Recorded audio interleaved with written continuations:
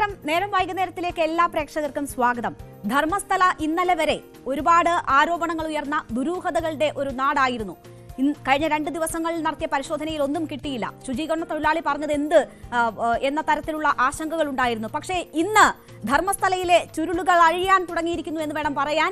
ഇന്നത്തെ പരിശോധനയിൽ നിർണായകമായ തെളിവുകൾ ലഭിച്ചിരിക്കുന്നു. അവിടെ നിന്ന് അസ്ഥികൂടം കണ്ടെത്തിയിരിക്കുന്നു. അതാണ് ഈ മണിക്കൂറിലെ ഏറ്റവും പ്രധാനപ്പെട്ട വാർത്ത.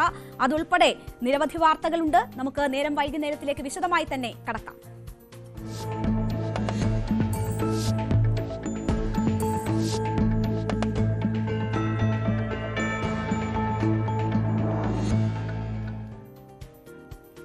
ആ അസ്ഥികൂടം ആരുടേത്?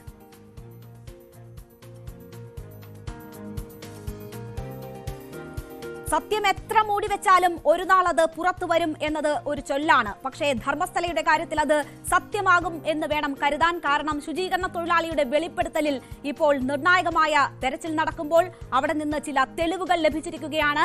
ഒരു അസ്ഥികൂടം കണ്ടെത്തിയിരിക്കുന്നു. അതിന്റെ അടുത്തുനിന്ന് തന്നെ ഒരു തലയോട്ടിയുടെ ഭാഗങ്ങളും കണ്ടെത്തിയിരിക്കുന്നു.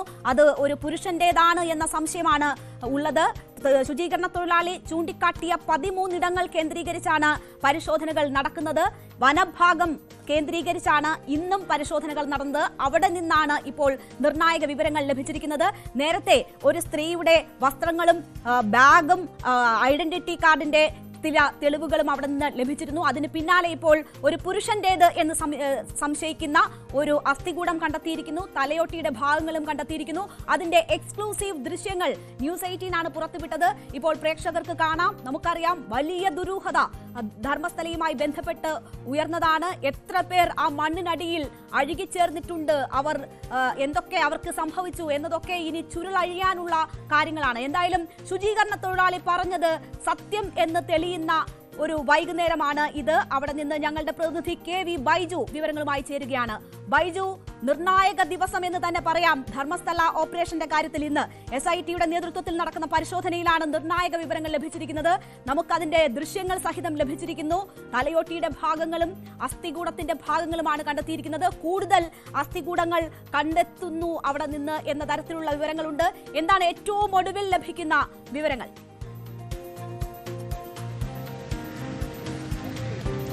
രേണുക, പോയിന്റ് 6 ഇത്തരത്തിൽ അസ്ഥികൂടം ലഭിച്ചിരിക്കുന്നത്. ഇന്ന് വളരെ നിർണായക ദിനമെന്ന് നേരത്തെ തന്നെ സൂചിപ്പിച്ചിരുന്നു. അതുപോലെ തന്നെ സംഭവിച്ചിരിക്കുന്നു. അതായത് നേത്രാവതി പുഴയുടെ തീരത്തും വനമേഖലയോട് ചേർന്ന് കിടക്കുന്ന പ്രദേശത്താണ് പോയിന്റ് 6 ഇത് മാർക്ക് ചെയ്തിട്ടുണ്ടായത്. അവിടെ പരിശോധന നടത്തിയപ്പോൾ 2 അടി താഴ്ചയിൽ നിന്ന് തന്നെ ഇത്തരത്തിൽ അസ്ഥികൂടം ലഭിക്കുന്ന സാഹചര്യമാണ് ഉണ്ടായത്. അതായത് ശുചീകരണ തൊഴിലാളി ചൂണ്ടിക്കാട്ടിയ ഇടം അവിടെ കൃത്യമായി ഒഴിച്ച് പരിശോധിക്കുമ്പോൾ അസ്ഥികൂടം ലഭിക്കുന്നു. ഒപ്പം പിന്നീട് വീണ്ടും തുടർന്ന് നടത്തിയ തെരച്ചിലിൽ ഒരു തലയോട്ടിയുടെ ഭാഗം കൂടി ലഭിച്ചിരിക്കുന്നു. അത് നേരത്തെ ലഭിച്ച ഈ അസ്ഥികൂടത്തിൽ തലയോട്ടി ഉണ്ടായിരുന്നില്ല. പക്ഷേ അതിപ്പോൾ അതും ഒരു മനുഷ്യന്റെ പൂർണ്ണ രൂപം വന്നിരിക്കുന്നു. അത് അത്തരത്തിലുള്ള ഒരു അസ്ഥികൂടമാണ് ലഭിച്ചിരിക്കുന്നത്. അത് രേണുക സൂചിപ്പിച്ചതുപോലെ തന്നെ ഒരു പുരുഷന്റേതാണെന്ന ഒരു നിഗമനമാണ് ഇപ്പോൾ ഉള്ളത്. ഏതായാലും അത് ഫോറൻസിക് പരിശോധന അതിന് വിധേയമാക്കേണ്ടതുണ്ട്. ഫോറൻസിക് സംഘം സ്ഥലത്തുണ്ട്. ഇപ്പോൾ നിലവിൽ ഏറ്റവും പുതുതായി നൽകാൻ കഴിയുന്ന വിവരം ഇപ്പോൾ 7 പരിശോധന ആരംഭിച്ചിരിക്കുന്നു. അതായത് 6 തൊട്ട് സമീപത്തെ പോയിന്റ് 7 പരിശോധന ആരംഭിച്ചിരിക്കുന്നു. ഇതിൽ ഇനി ഉള്ള ഏറ്റവും പ്രധാനപ്പെട്ട ഒരു പരിശോധന നടത്താനുള്ളത് 8 എന്ന് പറയുന്ന പോയിന്റാണ്. അത് ഈ നേത്രാവതി പുഴയുടെ അരികിലായി കുറച്ച് ഉയരത്തിൽ വനമേഖലയിൽ തന്നെ റോഡിനോട് ചേർന്ന് നിൽക്കുന്ന പ്രദേശമാണ്. അവിടെ നിരവധി ആളുകളെ ഇത്തരത്തിൽ കുഴിച്ചിട്ടിട്ടുണ്ടെന്നാണ് ഈ ശുചീകരണ തൊഴിലാളി വെളിപ്പെടുത്തിയിരിക്കുന്നത്. അതുകൊണ്ട് തന്നെ ആ മേഖലയിലെ പരിശോധന വളരെ പ്രധാനമാണ്. അത് ഇനി ഒരു പക്ഷേ നാളെ ഉണ്ടാകൂ.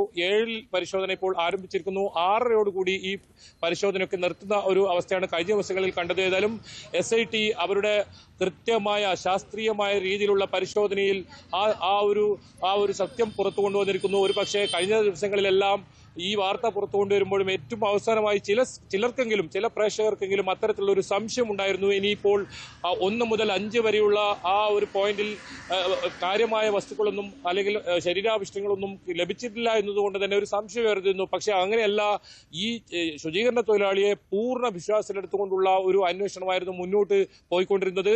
അദ്ദേഹം എവിടെയാണോ ചൂണ്ടിക്കാട്ടുന്നത് അവിടെ കൃത്യമായി പരിശോധിക്കുക. അദ്ദേഹം പറയുന്നത് വരെ എത്രത്തോളം ആഴത്തിൽ കുഴിയെടുക്കണോ ആ ആഴത്തിൽ കുഴിയെടുത്തുള്ള പരിശോധന, അതാണ് നമ്മൾ കണ്ടത്. അതിനൊടുവിലാണ് ഇന്ന് അത്തരത്തിലുള്ള വളരെ സുപ്രധാനമായ ഒരു ദിവസമായി മാറുന്നത്. ധർമ്മസ്ഥലയെ സംബന്ധിച്ചിടത്തോളം ഒരുപാട് ദുരൂഹതകൾ കഴിഞ്ഞ ദിവസങ്ങളിലൊക്കെ നമ്മൾ റിപ്പോർട്ട് ചെയ്തിരുന്നു. അതിനെല്ലാം തെളിവുകൾ ഇന്ന് പുറത്തു വന്നിരിക്കുന്നു എന്ന് പറയേണ്ടി വരും. അത്തരമൊരു ദിവസമാണ് ഇന്ന്. ഇനി നാളെ നടക്കുന്നത് 8 മുതൽ 11 വരെയും വളരെ നിർണായകമാണ്. കൂടുതൽ ആളുകളെ, അതായത് പ്രായപൂർത്തിയാകാത്ത പെൺകുട്ടികളെ ഉൾപ്പെടെ കുഴിച്ചിട്ടെന്ന് പറയുന്ന ആ പ്രദേശം, അതാണ് ഇനി പരിശോധന നടത്താനുള്ളത്. നാളെ ആ ഭാഗങ്ങളിൽ പരിശോധന നടത്തും. കൂടുതൽ തെളിവുകൾ പുറത്തേക്ക് വരുന്നു. അതായത് കൊലയാളികൾക്ക് കുരുക്കു മുറുകുന്നു എന്ന് തന്നെ പറയേണ്ടി വരും. ഇതിൽ ഏറ്റവും പ്രധാനം ഈ ശുചീകരണ തൊഴിലാളി ഈ സ്ഥലം മാത്രമല്ല ചൂണ്ടിക്കാട്ടിയിരിക്കുന്നത്, താൻ അന്ന് ചെയ്ത കാര്യങ്ങൾ മാത്രമല്ല, അതിനൊപ്പം ആരാണ് തന്നെ കൊണ്ട് ഇത്തരം കാര്യങ്ങൾ ചെയ്യിപ്പിച്ചത്, ആരുടെ നിർദ്ദേശപ്രകാരമാണ് ഇത്തരത്തിൽ മൃതദേഹങ്ങൾ കുഴിച്ചിട്ടത്, അങ്ങനെയുള്ള കാര്യങ്ങളൊക്കെ ഇദ്ദേഹം ഈ ഒരു SITക്ക് മുന്നിൽ കൃത്യമായി മൊഴി നൽകിയിട്ടുണ്ട്. ആ പ്രതികളെല്ലാം ഇപ്പോഴും ഇവിടെ ധർമ്മസ്ഥലയിൽ തന്നെയുണ്ട്. ആ പ്രതികൾ ഇപ്പോൾ SITയുടെ നിരീക്ഷണത്തിലാണെന്നാണ് നമുക്ക് മനസ്സിലാക്കാൻ സാധിക്കുന്നത്. ഇങ്ങനെയൊരു ശരീരാവശിഷ്ടം കിട്ടിയത് കൊണ്ട് തന്നെ അവരെ ചോദ്യം ചെയ്യുന്ന ഒരു സാഹചര്യത്തിലേക്ക് കടക്കേണ്ടി വരും. ആ നടപടി ഇനി എന്നുണ്ടാകും? നാളെ ഉണ്ടാകുമോ? ഇതിൽ ഏറ്റവും പ്രധാനം അത് തന്നെയാണ്. ഈ കൊലയാളികളിലേക്ക് എത്തുക.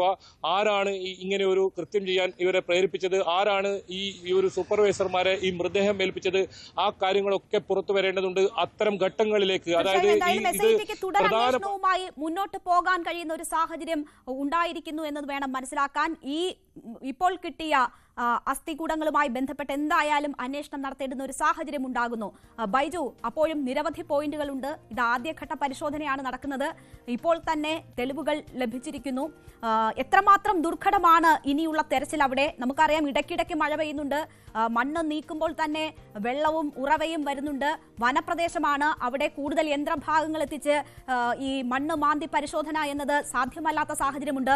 ഇതിപ്പോൾ അവിടെ ഈ ശുചീകരണ തൊഴിലാളി പറഞ്ഞത് സത്യമെന്ന് വരുമ്പോൾ കൂടുതൽ വിശദമായ പരിശോധനകൾ ആവശ്യമായി വരും. എല്ലാ പോയിന്റും വിശദമായി തന്നെ പരിശോധിക്കേണ്ടി വരും. ആ ഘട്ടത്തിൽ ഇനിയുള്ള ദിവസങ്ങളിലെ തെരച്ചിൽ എങ്ങനെയായിരിക്കും? എന്താണ് അന്വേഷണ സംഘവുമായി ബന്ധപ്പെട്ട് നമുക്ക് അറിയാൻ കഴിയുന്ന വിവരങ്ങൾ? രേണുക, വെളിപ്പെടുത്തൽ ബലപ്പെടുത്തുന്ന തരത്തിലുള്ള കാര്യങ്ങളാണ് ഇന്ന് നടന്നിരിക്കുന്നത്. അതുകൊണ്ട് തന്നെ വരും ദിവസങ്ങളിൽ വിപുലമായ പരിശോധന നടക്കും. ഇതിൽ ഏറ്റവും പ്രധാനം 8 മുതൽ 12 വരെയുള്ള ഭാഗങ്ങൾ, അത് ദേശീയപാതയോട് ചേർന്ന് കിടക്കുന്ന പ്രദേശമാണ്. എനിക്ക് തൊട്ട് പിറകിൽ കാണുന്ന പ്രദേശമാണ്. അതുകൊണ്ട് തന്നെ അവിടെ യന്ത്ര സംവിധാനങ്ങൾ എത്തിച്ച് പരിശോധന നടത്താൻ സാധ്യതയുണ്ട്. നേരത്തെ 1 മുതൽ ഇപ്പോൾ ഏറ്റവും ഒടുവിലായി 7 വരെയുള്ള പ്രദേശങ്ങളിലെല്ലാം വനമേഖലകളിലാണ്. അവിടെ ഏതെങ്കിലും തരത്തിൽ ഇത്തരത്തിൽ JCBയോ മറ്റു കൊണ്ടുപോയി തെരച്ചിൽ നടത്താൻ കഴിയാത്തൊരു സാഹചര്യമായിരുന്നു. അത്രത്തോളം മരങ്ങൾ തിങ്ങി നിറഞ്ഞ പ്രദേശമാണ്. നമുക്കറിയാം, ദൃശ്യങ്ങളിൽ നിന്ന് നമുക്ക് കാണാം, ഈ നേത്രാവതി പുഴയുടെ മറുകരയിൽ നിന്നാണ് നമ്മൾ ദൃശ്യങ്ങൾ പോലും ഷൂട്ട് ചെയ്യുന്നത്. അവിടേക്ക് നമുക്ക് പ്രവേശനമില്ല. വനം വകുപ്പിന്റെ പൂർണ്ണ ഉടമസ്ഥയിലുള്ള സ്ഥലമാണ്, അധീനതയിലുള്ള സ്ഥലമാണ്.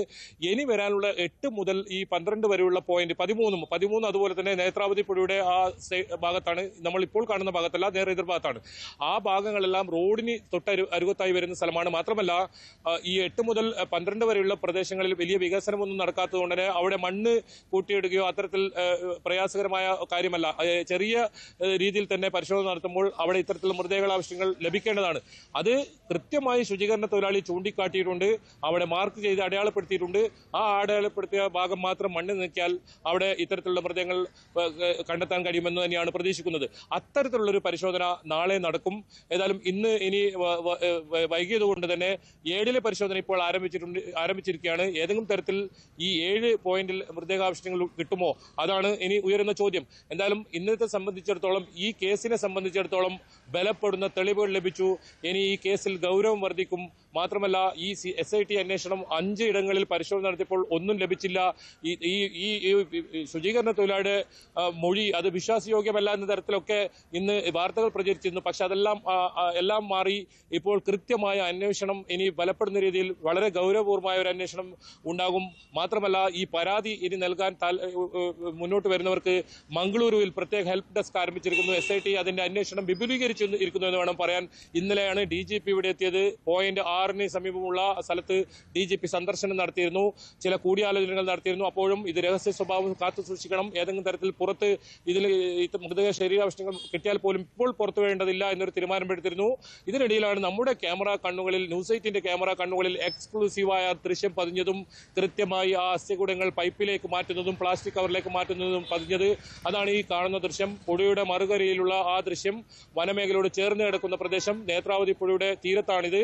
അത് കൃത്യമായി വർഷങ്ങൾക്കിപ്പുറം 20-25 വർഷങ്ങൾക്ക് മുന്നേ നടന്നൊരു കാര്യം കൃത്യമായ സ്ഥലം അയാൾ ഓർത്തു വെച്ചിരിക്കുന്നു. അത്രത്തോളം മനസ്സ് ഇഷ്ടമില്ലാതെ അതല്ലെങ്കിൽ അയാൾ കൂടി നിർബന്ധിപ്പിച്ച് ചെയ്തൊരു കാര്യം അതിൽ ഒരു കണ്ടെത്തലുണ്ടായിരിക്കുന്നു. ഇനി കൂടുതൽ ഓരോ ദിവസം കഴിയുമ്പോഴും ഇതിനുള്ള കൂടുതൽ തെളിവുകൾ വരും. ഇതിൽ കേസിൽ കൂടുതൽ ഇതിൽ കുറ്റക്കാർക്കെതിരെ കുരുക്ക് മുറുകുമെന്ന കാര്യത്തിൽ ഒരു തർക്കവുമില്ല. ഇതിൽ ഏകദേശം ആരൊക്കെയാണ് എന്തൊക്കെയാണ് ഇതിൽ കൊലപാതകത്തിൽ ആരൊക്കെ പങ്കുണ്ട്, ഇതിന്റെ സംഭവത്തില്ല ആരൊക്കെ എന്ന കാര്യത്തിലൊക്കെ SITക്ക് മൊഴി ലഭിച്ചിട്ടുണ്ട്. ഒരുപക്ഷെ വളരെ എളുപ്പമാവും. അങ്ങനെയാണെങ്കിൽ ഈ ഒരു ഏറ്റവും പ്രധാനം ഇതിൽ തെളിവ് കണ്ടെത്തുക എന്നതായിരുന്നു. അതിനുവേണ്ടി സ്വന്തം റിസ്കിൽ രാത്രി പോയി ഇത്തരത്തിലൊരു തലയോട്ടിയെടുത്ത മനുഷ്യനാണ് ഈ ഒരു ശുചീകരണ തൊഴിലാളി. ഇയാളെ ഐഡന്റിറ്റി ഏതെങ്കിലും തരത്തിൽ വെളിപ്പെടുത്തരുതെന്ന് ഇയാൾ പറഞ്ഞിട്ടുണ്ട്. ഇയാളുടെ പേര് പോലും പുറത്തു പറയരുതെന്ന് ഇയാൾ കോടതിയിൽ പറഞ്ഞിട്ടുണ്ട്. അത് കോടതി കൃത്യമായി ഇയാളെ രഹസ്യ സ്വഭാവം സൂക്ഷിക്കണമെന്ന് നിർദ്ദേശമുണ്ട്. അതാണ് നമുക്ക് കാണുന്ന ദൃശ്യങ്ങളിൽ ഇദ്ദേഹത്തെ മാസ്ക് ഇട്ട് ഇത്തരത്തിൽ മുഴുവൻ കറുപ്പ് വസ്ത്രമാണ് ഇയാളെ തിരിച്ചറിയാത്ത രീതിയിൽ ഈ തെളിവെടുപ്പിന് കൊണ്ടുവരുന്നത്. പൂർണ്ണമായും ഇയാളുടെ സാന്നിധ്യത്തിൽ തന്നെയാണ് തെളിവെടുപ്പ് നടക്കുന്നത്. എല്ലാ സ്ഥലങ്ങളിലും പരിശോധന നടത്തുമ്പോൾ ഇയാളുടെ സാന്നിധ്യമുണ്ട്. ഇയാളുടെ നിർദ്ദേശപ്രകാരമാണ് SIT നീങ്ങുന്നത്. ഇയാൾ എവിടെയാണോ ചൂണ്ടിക്കാട്ടുന്നത് അവിടെ പരിശോധന നടത്തുക. അത് എത്രത്തോളം ഇയാൾ പറയുന്നോ ആ രീതിയിൽ പരിശോധന നടത്തുക. ഏതായാലും നാളത്തെ പരിശോധന കൂടി വളരെ നിർണായകമാവും. കൂടുതൽ ഇത്തരത്തിൽ പ്രത്യേക ആവശ്യങ്ങൾ ലഭിക്കുമെന്ന് തന്നെയാണ് SITയും അതുപോലെ തന്നെ ഈ ശുചീകരണ തൊഴിലാളി പ്രതീക്ഷിക്കുന്നത്. ശരി, KV ബൈജുവാണ് അവിടെ നിന്നും നിർണായക വിവരങ്ങൾ നൽകുന്നത്. ഈ വിവരങ്ങൾ ധർമ്മസ്ഥലയിലെ ദുരൂഹത സംബന്ധിച്ച് ആദ്യം പ്രേക്ഷകർക്ക് മുന്നിലേക്ക് എത്തിച്ചത് ഞങ്ങളുടെ പ്രതിനിധി KV ബൈജുവാണ്. KV ബൈജു അവിടെ തുടരുന്നുണ്ട്. ഏതൊരു പുതിയ അപ്ഡേറ്റും അപ്പോൾ പ്രേക്ഷകരിലേക്ക് എത്തിക്കാനായി എന്തായാലും ദുരൂഹതകൾ മറന്നീക്കുന്നു എന്ന് തന്നെ വേണം കരുതാൻ.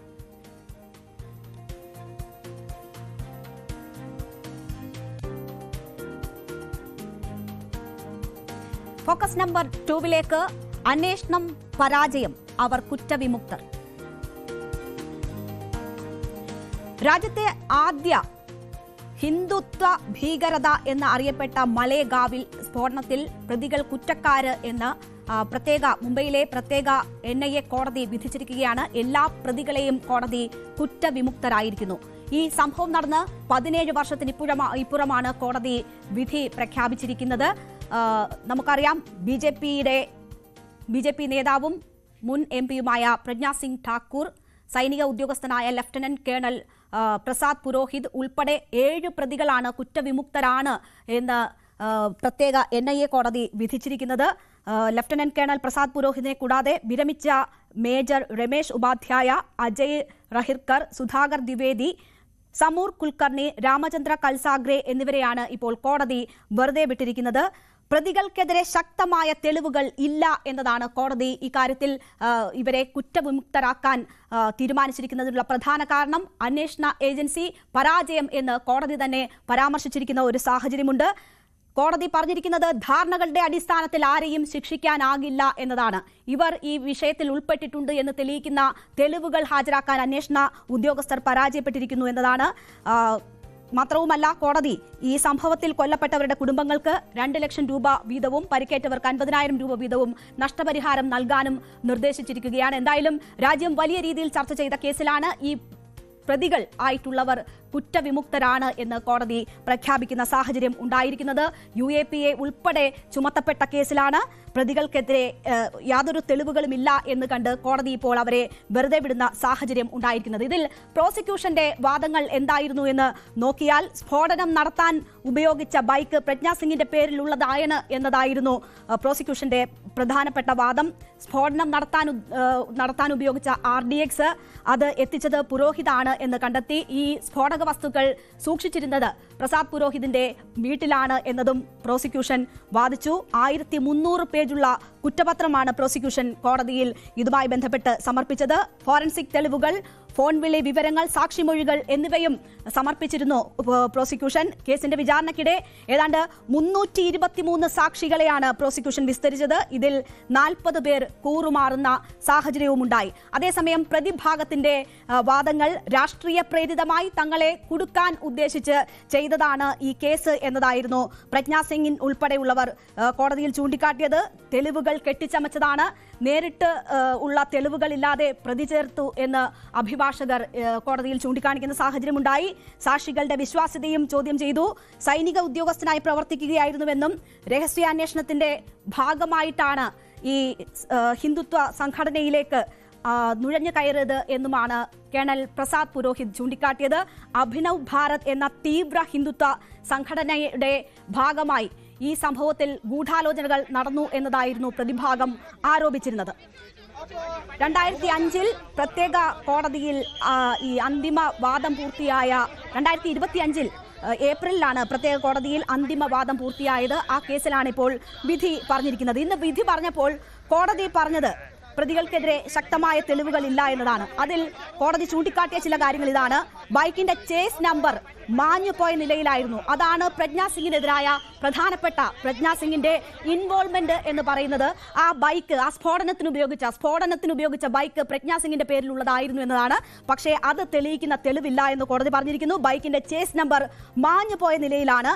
എഞ്ചിൻ നമ്പറിന്റെ കാര്യത്തിലും സംശയങ്ങൾ ഉണ്ടായിരുന്നു. എന്നീ കാരണങ്ങൾ ചൂണ്ടിക്കാട്ടി പ്രജ്ഞാ സിംഗിനെതിരായ വാദം കോടതി തള്ളുകയായിരുന്നു. കേണൽ പ്രസാദ് പുരോഹിതരെതിരെയുള്ള ആരോപണങ്ങളും NIAക്ക് തെളിയിക്കാൻ ആയില്ല. സ്ഫോടക വസ്തുക്കൾ സൂക്ഷിച്ചു എന്ന വാദത്തിന് അടിസ്ഥാനമില്ല എന്ന് കോടതി കണ്ടെത്തുകയായിരുന്നു. എന്താണ് മലേഗാവിൽ അന്ന് സംഭവിച്ചത്? 2008 സെപ്റ്റംബർ 29 മലേഗാവിൽ ബിക്കു ചൌക്കിന് സമീപത്തെ പള്ളിക്ക് സമീപം സ്ഫോടനം ഉണ്ടാകുന്നത്. ബൈക്കിൽ ഘടിപ്പിച്ച ബോംബ് പൊട്ടി 6 പേരാണ് അന്ന് കൊല്ലപ്പെട്ടത്. 100-ലേറെ പേർക്ക് പരിക്കേൽക്കുകയും ചെയ്തു. വലിയ രാഷ്ട്രീയ വിവാദങ്ങൾക്കാണ് സ്ഫോടനം വഴിവെച്ചത്. മുംബൈ ഭീകരാക്രമണത്തിൽ കൊല്ലപ്പെട്ട ഹേമന്ത് കർക്കറയുടെ നേതൃത്വത്തിലുള്ള അന്വേഷണ സംഘമാണ് ആദ്യം ഈ കേസ് അന്വേഷിക്കുന്നത്. മഹാരാഷ്ട്ര ആന്റി ടെററിസം സ്ക്വാഡാണ് അദ്ദേഹത്തിന്റെ നേതൃത്വത്തിൽ ഈ അന്വേഷണം ആദ്യം നടത്തുന്നത്. തീവ്ര ഹിന്ദുത്വ ഗ്രൂപ്പുകളാണ് ആക്രമണത്തിന് പിന്നിലെന്ന് കണ്ടെത്തിയിരിക്കുന്നു. അഭിനവ് ഭാരത് എന്ന തീവ്ര ഹിന്ദുത്വ സംഘടനയുടെ സ്ഥാപകരായ പ്രജ്ഞാ സിംഗ് ഠാക്കൂറിനെയും മുൻ സൈനിക ഉദ്യോഗസ്ഥൻ ലഫ്റ്റനന്റ് കേണൽ പ്രസാദ് പുരോഹിതിനെയും ഉൾപ്പെടെയുള്ള പ്രതികളെ കർക്കറയുടെ നേതൃത്വത്തിലുള്ള സംഘം അറസ്റ്റ് ചെയ്യുകയും ചെയ്തു. മുസ്ലിം സമൂഹത്തോട് പ്രതികാരം ചെയ്യാൻ ഗൂഢാലോചന നടത്തിയെന്നും ഭോപ്പാലിലും ഇൻഡോറിലും മറ്റിടങ്ങളിലും യോഗം ചേർന്നു എന്ന കണ്ടെത്തലും ഈ അന്വേഷണ സംഘം നടത്തി. ഒപ്പം UAPAയും മക്കോക്ക വകുപ്പുകളും കേസിൽ ചുമത്തുകയും ചെയ്തു. പിന്നീടാണ് അന്വേഷണത്തിന് NIA എത്തുന്നത്. NIA 2012 കേസന്വേഷണം ഏറ്റെടുക്കുന്നു. 2016 വരെ പ്രജ്ഞാ സിംഗിന്റെ കേസിലെ പങ്കാളിത്തത്തിൽ സംശയം തോന്നാതിരുന്ന NIA പിന്നീട് പ്രജ്ഞാ സിംഗിനെ ഒഴിവാക്കി അനുബന്ധ കുറ്റപത്രം സമർപ്പിക്കുകയായിരുന്നു. 12 പ്രതികൾക്കെതിരെ മക്കോക്ക ചുമത്തിയതും അന്ന് NIA ഒഴിവാക്കുകയായിരുന്നു. എന്നാൽ പ്രജ്ഞാ സിംഗിനെ വിചാരണ നേരിടണം എന്ന കാര്യം കോടതി നിർദ്ദേശിച്ചു. അത് NIA അന്ന് പ്രജ്ഞാ സിംഗിനെ ഒഴിവാക്കണമെന്നാവശ്യപ്പെട്ടത് കോടതി നിരസിക്കുകയായിരുന്നു. അങ്ങനെ വിചാരണ നേരിടണമെന്ന് കോടതി നിർദ്ദേശിച്ചു.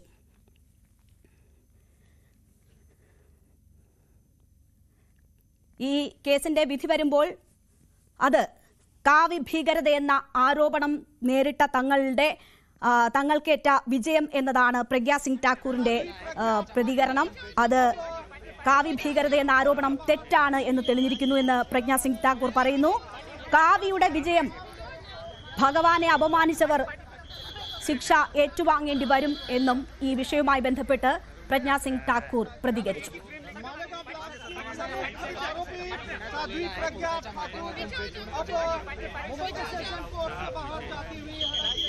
മനോരോഗികളായ ചിലരുടെ പ്രവർത്തികളുടെ ഇരയാണ് താനെന്നായിരുന്നു ഈ കേസിന്റെ വിധി വരുമ്പോൾ കേണൽ പ്രസാദ് പുരോഹിത് പ്രതികരിച്ചത്. ഒരു സൈനികൻ എന്നും രാജ്യത്തിന് വേണ്ടി നിലകൊള്ളുന്ന ആളായിരിക്കും. ചിലർ അധികാരം തെറ്റായി ഉപയോഗിച്ചാണ് തന്നെ ഇതിൽ കുടുക്കിയതെന്നും പ്രസാദ് പുരോഹിത് പറഞ്ഞു. I'm extremely grateful to all of you. I'm extremely grateful to the country and all those who stood by me and by us. I'm grateful to the judiciary for understanding the case and delivering justice to all of us. I only will say that during all this fight, all my friends, my colleagues,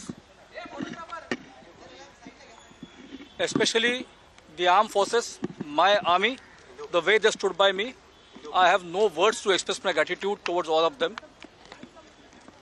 We are a great country. I expect and I wish that everyone should contribute positively towards it.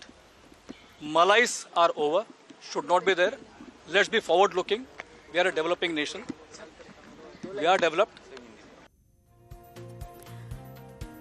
ഈ കേസുമായി ബന്ധപ്പെട്ട് തീവ്ര ഹിന്ദുത്വ സംഘടനകൾ ആസൂത്രണം ചെയ്ത് നടപ്പാക്കിയ സ്ഫോടനങ്ങളിലേക്ക് വെളിച്ചം വീശിയ case എന്ന നിലയിലാണ് ഇത് ശ്രദ്ധിക്കപ്പെട്ടത്. കുറ്റാരോപിതയായ പ്രജ്ഞാ സിംഗ് ഠാക്കൂറിനെ MP ആക്കിക്കൊണ്ടാണ് BJP അതിൽ തിരിച്ചടിച്ചത്. എന്തായാലും ഇപ്പോൾ ഈ കുറ്റവിമുക്തരാക്കപ്പെടുന്ന സാഹചര്യം വരുമ്പോൾ അത് തങ്ങൾ പറഞ്ഞതിന്റെ വിജയമായി BJP കേന്ദ്രങ്ങൾ ആഘോഷിക്കുന്നു. അതേസമയം അന്വേഷണ ഏജൻസി പൂർണ്ണ പരാജയം എന്ന കോടതിയുടെ പരാമർശം നിലനിൽക്കെ അത് അന്വേഷണ ഏജൻസികളുടെ പരാജയമാണ്. അന്വേഷണ ഏജൻസികൾ സമ്മർദ്ദത്തിന് കീഴ്പ്പെട്ടതിന്റെ തെളിവായും മറ്റ് തരത്തിൽ അന്വേഷണ ഏജൻസികളെ ഉപയോഗിക്കുന്നതിന്റെ തെളിവായും ഉള്ള വ്യാഖ്യാനങ്ങൾക്ക് കൂടുതൽ പ്രസക്തി ഏറുക കൂടിയാണ്. മാത്രവുമല്ല, ഇന്നലെ ഓപ്പറേഷൻ സിന്ദൂറുമായി ബന്ധപ്പെട്ട് നടന്ന ചർച്ചകൾക്കിടെ അമിത്ഷാ സഭയിൽ പറഞ്ഞത് ഹിന്ദുക്കൾ ഭീകരവാദത്തിലേക്ക് പോകില്ല എന്നതായിരുന്നു. പക്ഷേ ഈ പ്രതികളെ കുറ്റവിമുക്തരാക്കിക്കൊണ്ട് നടത്തിയ വിധി പ്രഖ്യാപനത്തിൽ കോടതി ജഡ്ജി AK ലഹോട്ടി ഇന്ന് പറഞ്ഞ വാക്കുകൾ വളരെ പ്രസക്തമാണ്. ഭീകരവാദത്തിന് മതമില്ല എന്നതാണ് അദ്ദേഹം പറഞ്ഞത്. ഒരു മതവും ആളുകളെ തെറ്റായി പോകാൻ പ്രേരിപ്പിക്കുന്നില്ല എന്ന് പറഞ്ഞുകൊണ്ടാണ് ഈ വിധി പ്രഖ്യാപനം ഉണ്ടായിട്ടുള്ളത് എന്നതും വളരെ പ്രസക്തമാണ്.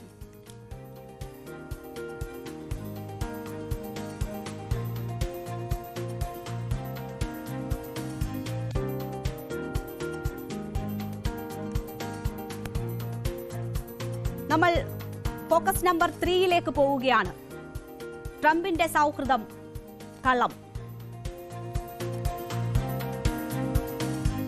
ട്രംപ് മോദി സൗഹൃദം, അതിന്റെ ഊഷ്മളത, ഇതൊക്കെ നമ്മൾ പല തവണ അവർ തമ്മിലുള്ള മീറ്റിംഗുകളിൽ കണ്ടിട്ടുള്ളതാണ്. പക്ഷേ കാര്യത്തോടടുക്കുമ്പോൾ ട്രംപിന് ഈ വിധത്തിലുള്ള യാതൊരു സൗഹൃദവുമില്ല. മാത്രവുമല്ല, ട്രംപ് നമ്മുടെ ശത്രുപക്ഷത്താണോ എന്ന് കൂടി തോന്നിപ്പോകും. കഴിഞ്ഞ ദിവസമാണ് 25% അധിക നികുതി, ഒപ്പം തന്നെ പിഴയും ഉൾപ്പെടെ ഇന്ത്യക്കുമേൽ ചുമത്തിയത് ട്രംപ്. അതിന്റെ ഒരു ഞെട്ടൽ മാറുമുൻപാണ് ഇപ്പോൾ പാകിസ്ഥാനുമായി ചേർന്നുകൊണ്ടുള്ള ചില നീക്കങ്ങൾ ട്രംപ് നടത്തുന്നത്. അവിടുത്തെ എണ്ണപ്പാടങ്ങൾ സമുഷ്ടീകരിക്കാനും മറ്റും തീരുമാനിച്ചിരിക്കുന്നു. അതിനുള്ള കരാറുകളിൽ ഏർപ്പെടുന്നു. മാത്രവുമല്ല, ഇന്ത്യക്ക് ഭാവിയിൽ അവിടെ നിന്ന് എണ്ണ വാങ്ങിക്കേണ്ടി വരും എന്ന ഒരു കാര്യം കൂടി ട്രംപ് പറയുകയാണ്. എന്തായാലും ഇന്ത്യയെ ശത്രുപക്ഷത്ത് നിർത്തുന്ന തരത്തിലുള്ള ഇടപെടലുകളാണ് ട്രംപിന്റെ ഭാഗത്തു നിന്നും ഉണ്ടാകുന്നത്.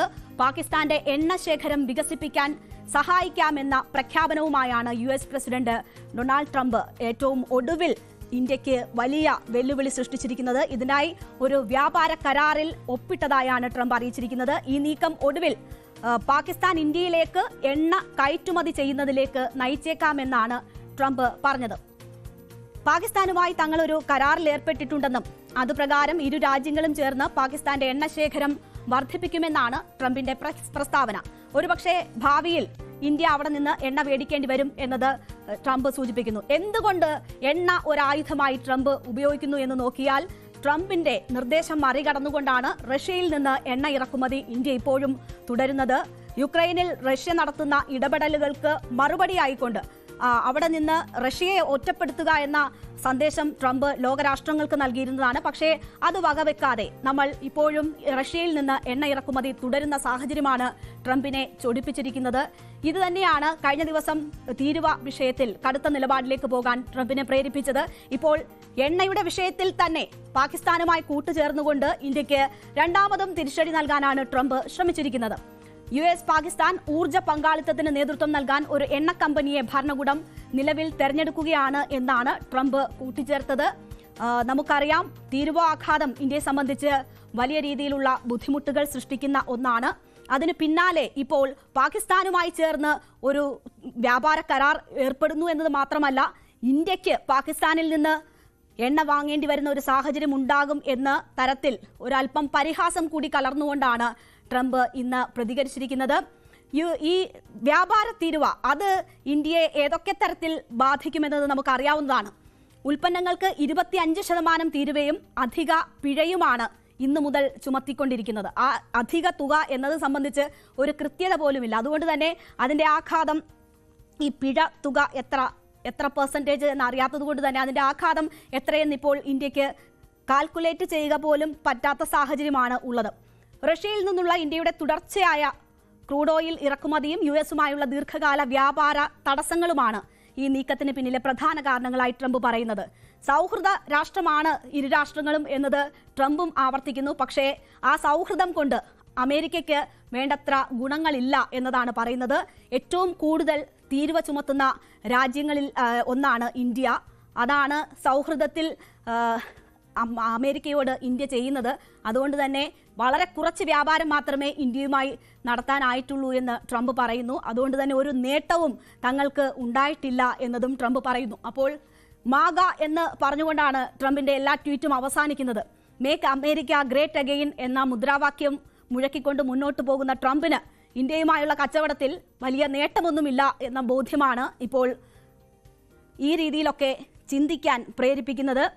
വലിയ രീതിയിലുള്ള തിരിച്ചടിയാണ് ഇന്ത്യക്ക് എന്ന് തന്നെ പറയാം. നമുക്ക് കൂടുതൽ തീരുവ ഏർപ്പെടുത്തുമ്പോൾ തന്നെ നമ്മുടെ കയറ്റുമതി വലിയ രീതിയിൽ കുറയുന്ന സാഹചര്യം ഉണ്ടാകും. അത് നമ്മുടെ വിപണിയെ ബാധിക്കും, നമ്മുടെ സമ്പദ് വ്യവസ്ഥയെ പോലും ബാധിക്കുന്ന തരത്തിലേക്ക് കാര്യങ്ങൾ നീങ്ങും. ഈ സാഹചര്യമൊക്കെ ഇരിക്കുമ്പോഴാണ്, മാത്രവുമല്ല കഴിഞ്ഞ ദിവസം ട്രംപിന്റെ പ്രഖ്യാപനം വന്നപ്പോൾ തന്നെ അത് രൂപയുടെ മൂല്യത്തെ ബാധിച്ചിരുന്നു. രൂപയുടെ മൂല്യം ഇടിയുന്ന ഒരു സാഹചര്യം സൃഷ്ടിച്ചിരുന്നു. അപ്പോൾ രാജ്യത്തിന്റെ സമ്പദ് വ്യവസ്ഥയെ തന്നെ വലിയ രീതിയിൽ ബാധിക്കുന്ന തീരുമാനങ്ങളാണ് അമേരിക്കയുടെ ഭാഗത്തു നിന്നും ഉണ്ടാകുന്നത്. അതിനും പുറമെയാണ് ഇപ്പോൾ പാകിസ്ഥാന് കൈകൊടുക്കുകയും അവർക്കൊപ്പം നിന്നുകൊണ്ട് ഇന്ത്യയെ പരിഹസിക്കുകയും കൂടി ചെയ്യുന്ന തരത്തിൽ ഈ വിഷയങ്ങളിൽ ട്രംപ് അഭിപ്രായം പറയുന്നത് എന്നതാണ് ഏറ്റവും പ്രധാനപ്പെട്ട കാര്യം. നമ്മൾ പോകുന്നു ഫോക്കസ് നമ്പർ 4ലേക്ക്. നോ പറഞ്ഞ സുരേഷ് കുറുപ്പ്.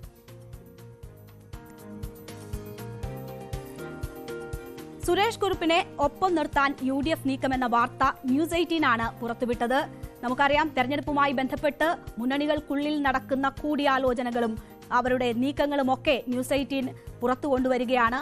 ഈ സുരേഷ് കുറുപ്പുമായി ബന്ധപ്പെട്ട വാർത്തയും ഞങ്ങളുടെ കോട്ടയം പ്രതിനിധി ജി ശ്രീജിത്താണ് ആ വാർത്ത കൊണ്ടുവന്നത്. ഇപ്പോൾ അതിന് സ്ഥിരീകരണം വരുന്നു. മാത്രവുമല്ല, വലിയ ചർച്ചയായി തന്നെ സുരേഷ് കുറുപ്പുമായി ബന്ധപ്പെട്ട ആ വാർത്തകൾ മാറുകയും സുരേഷ് കുറുപ്പിന് ആ വിഷയത്തിൽ പ്രതികരിക്കേണ്ടി വരികയും ചെയ്തിരിക്കുകയാണ്. അദ്ദേഹം ഈ നീക്കങ്ങൾ നിഷേധിക്കുന്നുണ്ട്. പക്ഷേ ന്യൂസ് 18 നൽകിയ വാർത്ത സ്ഥിരീകരിച്ചുകൊണ്ട് ഇന്ന് ആദ്യം രംഗത്ത് വന്നത് മോൻസ് ജോസഫാണ്. സുരേഷ് കുറുപ്പിനെ ആർക്കും കൂടെ കൂട്ടാൻ കഴിയുന്ന നേതാവാണെന്നും സുരേഷ് കുറുപ്പ് വന്നാൽ അത് ഗുണം ചെയ്യും എന്നതുമാണ് മോൻസ് ജോസഫ് പറഞ്ഞത്. അപ്പോൾ ന്യൂസ് 18 പുറത്തുവിട്ട വാർത്തയാണ്. അത്തരം ചർച്ചകൾ നടക്കുന്നുണ്ട് എന്ന കാര്യത്തിന്റെ സ്ഥിരീകരണവും മാത്രവുമല്ല, അതിനുള്ള ശ്രമങ്ങൾ ഇനിയും ഉണ്ടാകുമെന്നതിന്റെ സൂചന കൂടിയായി വേണം മോൻസ് ജോസഫിന്റെ വാക്കുകൾ കാണാൻ. സുരേഷ് കുറുപ്പ് ഏത് മണ്ഡലത്തിലും മത്സരിക്കാൻ യോഗ്യനായ നല്ല സ്ഥാനാർത്ഥിയാണ്. അദ്ദേഹത്തിൻ്റെ ഒരു നിലപാട് എന്താണെന്നുള്ളതിനെക്കുറിച്ച്, ഇങ്ങനെ എന്തെങ്കിലും ആലോചന ഉണ്ടോ എന്നൊക്കെയുള്ളതിനെക്കുറിച്ച് വ്യക്തതയില്ലാതെ ഒരു അഭിപ്രായം പറയുന്നതിനകത്ത് കാര്യമില്ലല്ലോ. അപ്പോൾ അതുകൊണ്ട് ഇപ്പം ഞങ്ങളാരും അതിലേക്ക് കടക്കുന്നില്ല. അതെല്ലാം പിന്നീട് വ്യക്തമാക്കപ്പെടേണ്ട കാര്യങ്ങളാണ്. പല സമയങ്ങളിലും ഒന്നിച്ചുണ്ട്, ട്രെയിനിൽ ഒന്നിച്ച് യാത്ര ചെയ്യാറുണ്ട്, ഒന്നിച്ച് കണ്ടുമുട്ടാറുണ്ട്. അതൊക്കെ സ്വാഭാവികമായും മനുഷ്യർ കണ്ടുമുട്ടുന്നു. അദ്ദേഹം വന്ന ഒരു യു ഡി എഫിനൊരു ശക്തിയാകുന്നൊരു തോന്നലുണ്ടോ? അല്ല, തീർച്ചയായിട്ടും അദ്ദേഹം ഒരു എല്ലാവർക്കും താല്പര്യമുള്ള ഒരു പൊതു സ്വീകാര്യനായ വ്യക്തിത്വമാണല്ലോ. നല്ല മതിപ്പുള്ളൊരു ജനനേതാവാണ്. അതുകൊണ്ട് തീർച്ചയായിട്ടും അദ്ദേഹമൊക്കെ അങ്ങനെ ഒരു നിലപാടെടുക്കുന്നു എന്ന് പറയുന്നത് തീർച്ചയായിട്ടും വളരെ സ്വാഗതാർഹമായ കാര്യമാണ്. എന്നാൽ സ്വീകരിക്കുക എന്നുള്ളതാണ് UDF നിലപാട്. അല്ലാതെ UDF ചർച്ച ചെയ്യേണ്ടതാണ്. തീർച്ചയായിട്ടും നല്ല ആളുകളൊക്കെ വരുന്നത് UDF നല്ലതാണല്ലോ. പക്ഷേ UDF ആണ് തീരുമാനിക്കുന്നത്. നേരത്തെ തന്നെ UDF മുതിർന്ന നേതാക്കൾ എത്തി സുരേഷ് കുറുപ്പുമായി ചർച്ച നടത്തിയിരുന്നു എന്നതുൾപ്പെടെയുള്ള വാർത്തകളാണ് ന്യൂസ് 18 പുറത്തുവിട്ടിരുന്നത്. അത് സുരേഷ് കുറുപ്പ് അവരോട് ആദ്യം നോ എന്ന് തന്നെയാണ് പറഞ്ഞത് എന്നതും ന്യൂസ് 18 റിപ്പോർട്ട് ചെയ്തിരുന്നതാണ്. പക്ഷേ അവർ ആ ശ്രമങ്ങൾ അവസാനിപ്പിച്ചിട്ടില്ല. അത് ഇനിയും തുടരാനുള്ള നീക്കമാണ് നടക്കുന്നത്. ഏറ്റുമാനൂരിൽ VN വാസവന് എതിരായ സ്ഥാനാർത്ഥിയായി സുരേഷ് കുറുപ്പിനെ കാണുന്നു, അതിന്റെ സാധ്യതകൾ തേടുന്നു എന്നതായിരുന്നു ന്യൂസ് 18 വാർത്ത. ഇപ്പോൾ സുരേഷ് കുറുപ്പ് തന്നെ ഇതിൽ പ്രതികരണവുമായി രംഗത്ത് വരുന്നുണ്ട്. അദ്ദേഹം പറയുന്നത്, ഫേസ്ബുക്ക് പോസ്റ്റിലൂടെയായിരുന്നു അദ്ദേഹത്തിന്റെ പ്രതികരണം. താൻ സ്ഥാനമാനങ്ങൾക്ക് പുറകെ പോകുന്ന വ്യക്തിയല്ല എന്നതാണ് സുരേഷ് കുറുപ്പ് ഇതിൽ വ്യക്തമാക്കിയിരിക്കുന്നത്. പാർട്ടിയുമായി അകൽച്ചയിലെന്ന സാഹചര്യം പുറത്തുവരികയും അദ്ദേഹം എല്ലാ സ്ഥാനമാനങ്ങളിൽ നിന്ന് ഒഴിയുകയും ഒക്കെ ചെയ്ത സാഹചര്യത്തിൽ കൂടിയാണ് ഈ രീതിയിലുള്ള ചർച്ചകൾ ഉയർന്നു വന്നത്. പക്ഷേ അദ്ദേഹം ഈ വാർത്തകളൊക്കെ നിഷേധിക്കുന്നു.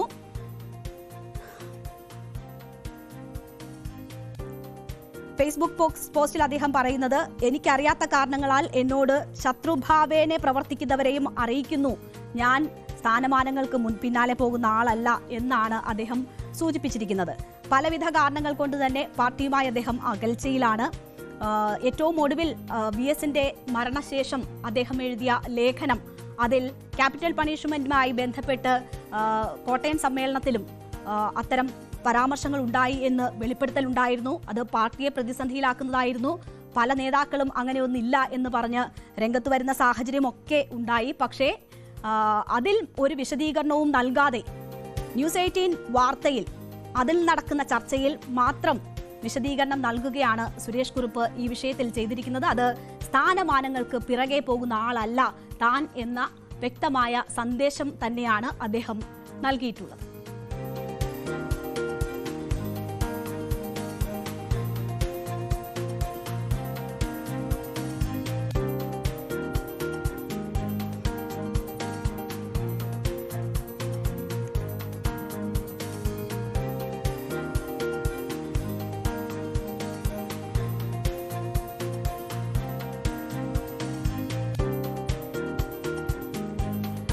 നമ്മൾ ഇനി പോകുന്നു ഫോക്കസ് നമ്പർ 5ലേക്ക്.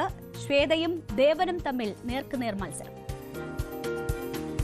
ഇന്ന് പത്രിക പിൻവലിക്കാനുള്ള അവസാന ദിവസമായിരുന്നു. താരസംഘടനയായ അമ്മയിലെ സംഘടനാ തെരഞ്ഞെടുപ്പുമായി, ഭാരവാഹി തെരഞ്ഞെടുപ്പുമായി ബന്ധപ്പെട്ട് ഈ പത്രിക പിൻവലിക്കാനുള്ള സമയം കഴിയുമ്പോൾ, പൂർണ്ണ ചിത്രം വെളിവാകുമ്പോൾ അവിടെ പ്രസിഡന്റ് സ്ഥാനത്തേക്ക് മത്സരം നടക്കുന്നത് ശ്വേതയും ദേവനും തമ്മിലാണ് എന്ന് വ്യക്തമായിരിക്കുകയാണ്. ജഗദീഷ് പത്രിക പിൻവലിച്ചിരിക്കുകയാണ്. അപ്പോൾ ഒരു വനിതാ സാരഥി അമ്മയിലേക്ക് വരും എന്നത് ഏറെക്കുറെ ഉറപ്പിക്കാവുന്ന ഒരു സാഹചര്യം തന്നെയാണ് ഇപ്പോഴുള്ളത്. നമ്മൾ നേരത്തെ തന്നെ ഈ വാർത്ത നൽകിയിരുന്നതാണ്. അതിനുള്ള തയ്യാറെടുപ്പുകൾ അമ്മയിൽ നടക്കുന്നു എന്നത്.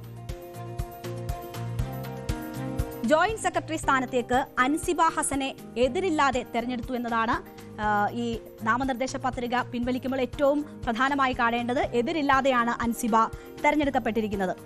ഒപ്പം ജനറൽ സെക്രട്ടറി സ്ഥാനത്തേക്കുള്ള മത്സരമാണ് ഏറ്റവും ചർച്ചയായത്. കാരണം ബാബുരാജിന്റെ സ്ഥാനാർത്ഥിത്വം, ബാബുരാജിനെതിരെ താരസംഘടനയിൽ നിന്നും വലിയ രീതിയിലുള്ള അംഗങ്ങളുടെ എതിർപ്പുയർന്നിരുന്നു. ആരോപണ വിധേയരായവർ മത്സര രംഗത്ത് നിന്ന് മാറി നിൽക്കണം എന്നതാണ് എല്ലാവരും ചൂണ്ടിക്കാട്ടിയത്. അതാണ് അമ്മയുടെ ചരിത്രം എന്ന് ചൂണ്ടിക്കാട്ടി, അതിൽ ആർക്കും ഇളവ് നൽകിയിട്ടില്ല എന്ന് ചൂണ്ടിക്കാട്ടി ബാബുരാജ് മാറി നിൽക്കണം എന്നൊരാവശ്യം അംഗങ്ങൾ ഉന്നയിച്ചു. പക്ഷേ പത്രിക പിൻവലിക്കേണ്ട അവസാന ദിവസം വരെയും ബാബുരാജ് പിന്മാറില്ല എന്ന് ഉറച്ചു പറഞ്ഞിരുന്നു. അതിനുശേഷം പക്ഷേ ഇപ്പോൾ മത്സര ചിത്രം തെളിയുമ്പോൾ ബാബുരാജ് പിന്മാറിയിരിക്കുകയാണ്.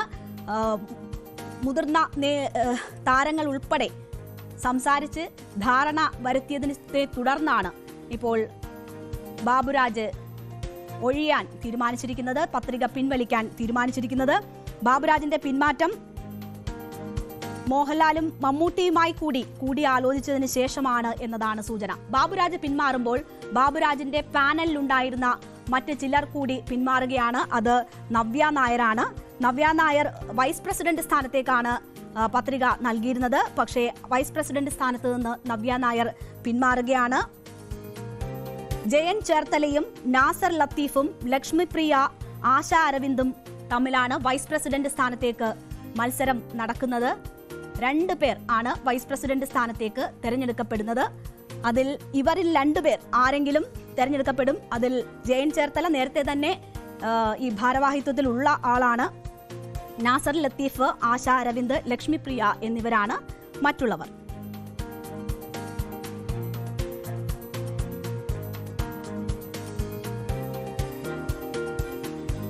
പ്രസിഡന്റ് സ്ഥാനാർത്ഥിക്ക് 2 പേരാണുള്ളത്, Devan and Shweta Menon. Vice president സ്ഥാനത്തേക്ക് 3 പേരുണ്ട്, ജയൻ ചേർത്തല, ലക്ഷ്മിപ്രിയ ആൻഡ് നാസർ ലത്തീഫ്. യെസ്, 3 പേരുണ്ട്. ജനറൽ സെക്രട്ടറി സ്ഥാനത്തേക്ക് 2 പേരാണ്, Ravindran and Kukku Parameswaran. Joint secretary സ്ഥാനത്തേക്ക് അൻസിബ ഹസന്റെ നോമിനേഷൻ മാത്രമേ ഉള്ളൂ. ഒരേ ഒരാളിന്റെ നോമിനേഷൻ മാത്രമേ ഉള്ളൂ, അത് അൻസിബ ഹസനാണ്. ഓക്കെ. ട്രഷറർ സ്ഥാനത്തേക്ക് 2 പേരാണുള്ളത്,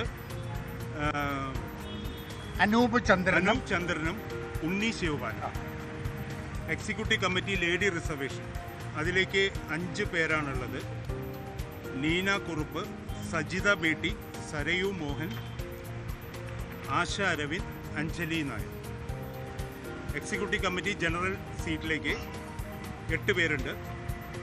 അവരുടെ പേരുകൾ Kailash, Sijoy Varghese, Rony David Raj, Tini Tom, Santhosh Keezhattoor, Vinu Mohan, Nandu Pothuval and Joy Mathew.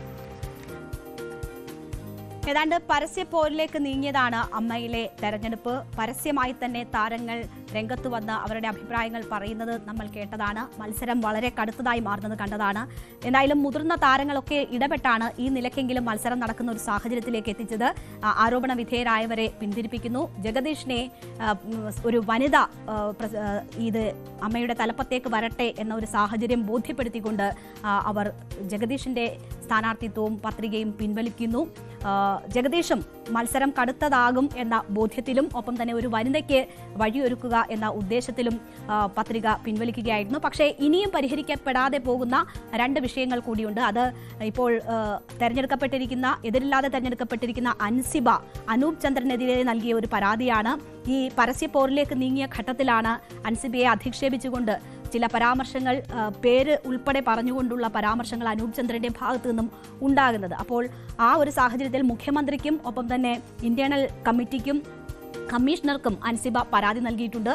ആ പരാതി ഇനി എങ്ങനെ പരിഹരിക്കപ്പെടുന്നു, അതോ ഇനി വലിയ നിയമ പോരാട്ടത്തിലേക്കൊക്കെ പോകുമോ എന്നത് കാത്തിരുന്ന് തന്നെ കാണേണ്ടതാണ്. മറ്റൊന്ന്, ഈ അംഗത്വം കൊടുക്കുന്നതുമായി ബന്ധപ്പെട്ട അമ്മ അഡ്ഹോക് സമിതിക്ക് ചില പ്രശ്നങ്ങൾ ഉണ്ടായിട്ടുണ്ട് എന്ന തരത്തിലുള്ള പരാതികൾ വരുന്നുണ്ട്. അതിൽ അംഗത്വം നൽകിയതുമായി ബന്ധപ്പെട്ടുള്ള ക്രമക്കേടുകളാണ് ചൂണ്ടിക്കാണിക്കപ്പെട്ടിരിക്കുന്നത്. അൽത്താഫ് മനാഫ്, അമിത് ചക്കാലയ്ക്കൽ, ദിവ്യ ശാന്ത്, നീത പിള്ള എന്നിവർക്ക് അംഗത്വം നൽകിയതാണ് വലിയ പരാതിയായി ഇപ്പോൾ ഉയർന്നിരിക്കുന്നത്. ഈ പ്രശ്നവും പരിഹരിക്കേണ്ടതുണ്ട്. മറ്റൊന്ന്, ഇന്ന് സ്ഥാനാർത്ഥി ഈ വോട്ടർ പട്ടിക പുറത്തു വരുമ്പോഴുള്ള ഒരിതാണ്. അതൊരു വിവരം മാത്രമാണ്. ഈ അമ്മയിൽ അംഗമായ കമൽഹാസന്, ഓണററി അംഗമായ കമൽഹാസന് വോട്ടില്ല.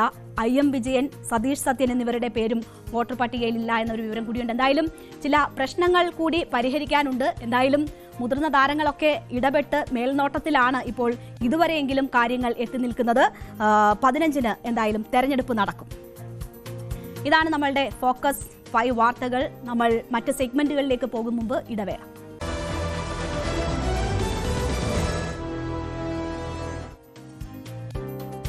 നമ്മൾ ഒരു കാലത്ത് ചർച്ച ചെയ്ത വാർത്തകൾ, വിവരങ്ങൾ, ആളുകൾ, അവർക്ക് പിന്നീട് എന്ത് സംഭവിച്ചു എന്ന് അന്വേഷിക്കുന്ന സെഗ്മെന്റാണ് എന്നിട്ടുണ്ടായി. ആ സെഗ്മെന്റിലേക്ക്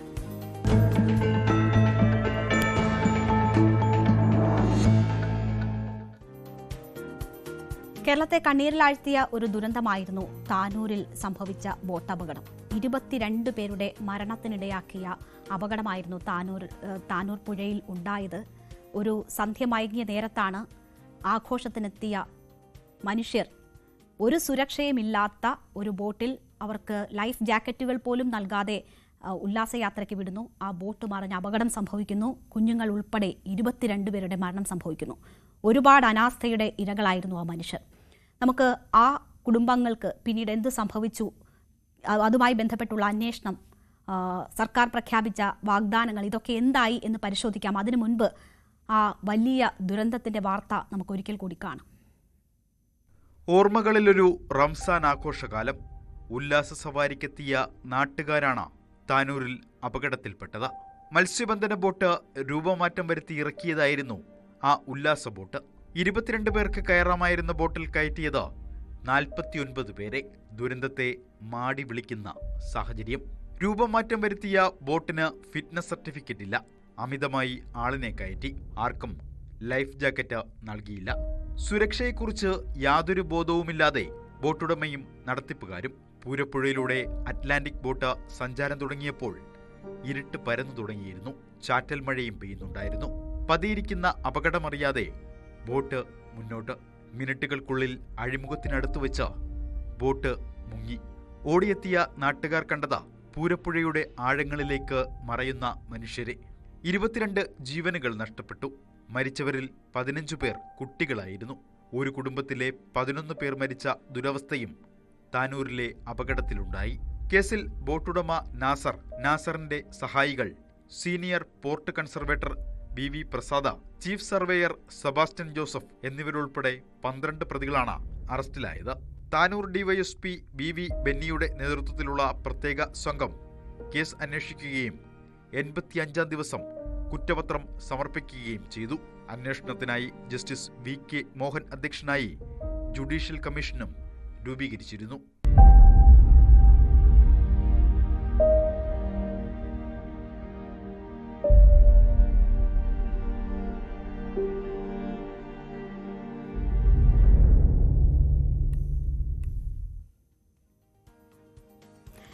ഈ അപകടം നടന്ന് 2 വർഷം കഴിയുമ്പോൾ സർക്കാർ വാഗ്ദാനങ്ങൾ പാലിക്കാത്തതിൻ്റെ നിത്യ ദുഃഖത്തിലാണ് ഈ ഇരകളാക്കപ്പെട്ടവർ.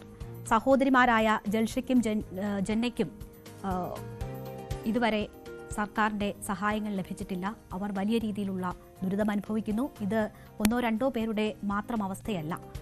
CV അനുമോദിൻ്റെ റിപ്പോർട്ട് കാണാം.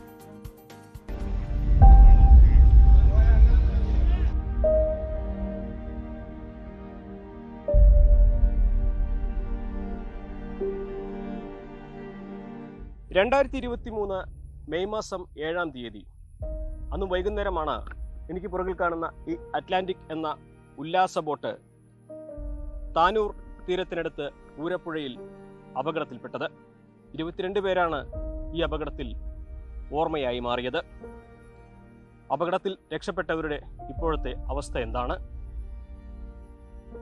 എന്നിട്ടെന്തായി പരിശോധിക്കുന്നത് ഇത്തവണ താനൂർ ബോട്ട് ദുരന്തമാണ്.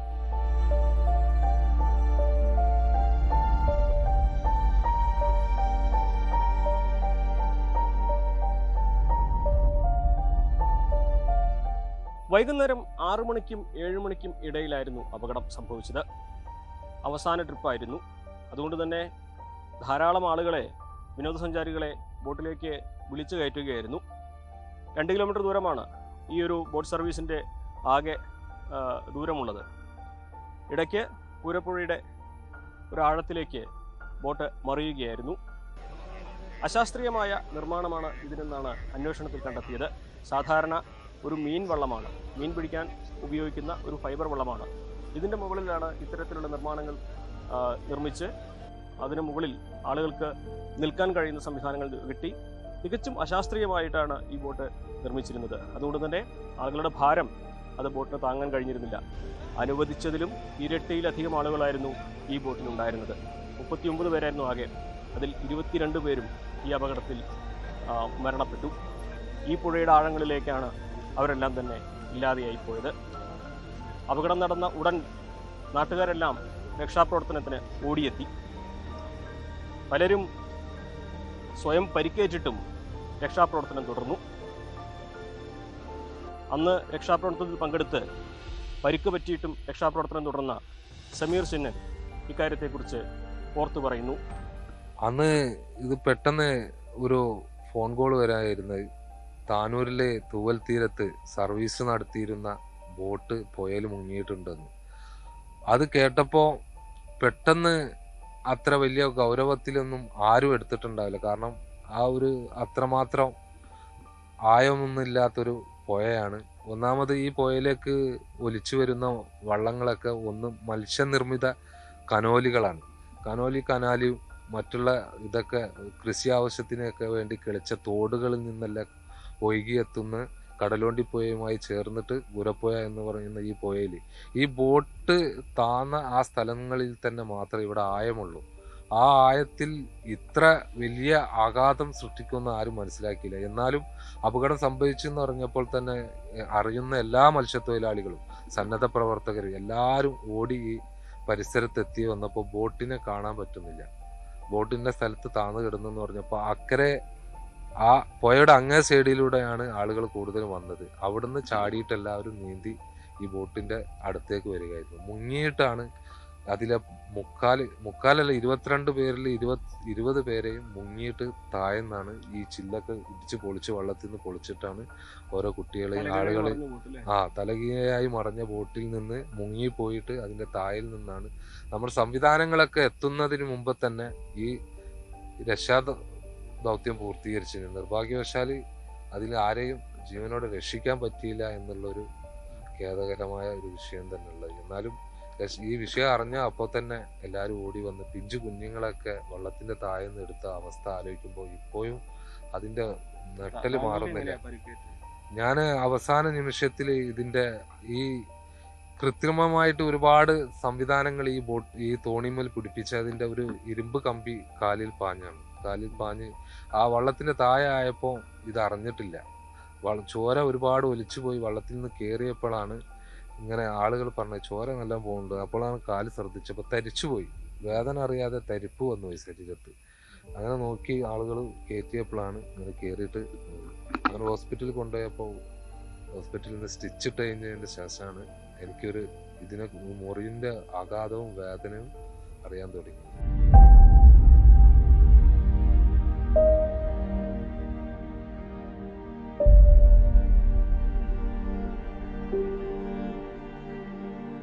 അപകടത്തെക്കുറിച്ച് പോലീസിന്റെ പ്രത്യേക അന്വേഷണ സംഘം കുറ്റപത്രം സമർപ്പിച്ചപ്പോൾ അതിൽ മുഖ്യപ്രതിയായത് ബോട്ടുടമയും അതുപോലെ തന്നെ ജീവനക്കാരുമാണ്. ബോട്ടിന്റെ നിർമ്മാണത്തിലെ അശാസ്ത്രീയതയാണ് അപകടത്തിന് വഴിയൊരുക്കിയതെന്നും ആളുകളെ കൂടുതലായി വിളിച്ചു കയറ്റിയതാണ് അപകടത്തിലേക്ക് കാരണമായതെന്നും ഒക്കെയാണ് കുറ്റപത്രത്തിൽ കണ്ടെത്തിയിട്ടുള്ളത്. പക്ഷേ നിയമവിരുദ്ധമായിട്ടാണ് ഈ ബോട്ട് മീൻ പിടിക്കാൻ മാത്രം പറ്റുന്ന ഈ വള്ളം ടൂറിസത്തിന് വിനോദസഞ്ചാരത്തിന് ഉപയോഗിക്കുന്ന തരത്തിലുള്ള ഒരു ഫൈബർ ബോട്ടാക്കി മാറ്റിയത് നിയമവിരുദ്ധമായ മാർഗത്തിലൂടെയാണെന്ന് പോലീസ് കണ്ടെത്തി. അന്ന് പ്രതികളായവരൊക്കെ നിലവിൽ ജാമ്യത്തിലുമാണ്.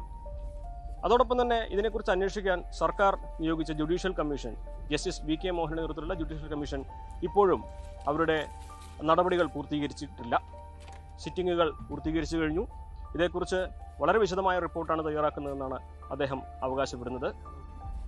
ബോട്ട് അപകടം ഉണ്ടായതിൻ്റെ കാരണം, അതിൻ്റെ സാഹചര്യങ്ങൾ, ഇനി ഒരു അപകടം ഉണ്ടാകാതിരിക്കാൻ എന്തെല്ലാം മുൻകരുതൽ സ്വീകരിക്കണം എന്നീ തുടങ്ങിയ എല്ലാം ഉൾക്കൊള്ളിച്ചുകൊണ്ടുള്ള ഒരു സമഗ്രമായ റിപ്പോർട്ടാണ് തയ്യാറാക്കുന്നത്. അതാണ് കാലതാമസം എന്നാണ് അദ്ദേഹം അവകാശപ്പെടുന്നത്. പക്ഷേ ഇവിടെ മറ്റൊരു പ്രധാനപ്പെട്ട കാര്യമാണ് ഈ അപകടത്തിൽ ഇരകളായവർ, അപകടത്തിൽ നിന്ന് അത്ഭുതകരമായി രക്ഷപ്പെട്ടവർ, അതിൽ രക്ഷപ്പെട്ട അവരുടെ അവസ്ഥ ഇന്ന് നമ്മൾ പ്രതീക്ഷിക്കുന്നത് പോലെയല്ല.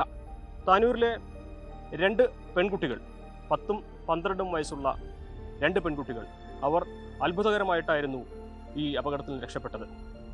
പക്ഷേ ഇന്ന് ലക്ഷങ്ങൾ മുടക്കി ചികിത്സിച്ചിട്ടും അവർക്ക് പൂർണ്ണമായിട്ടും ജീവിതത്തിലേക്ക് തിരിച്ചെത്താനായിട്ടില്ല.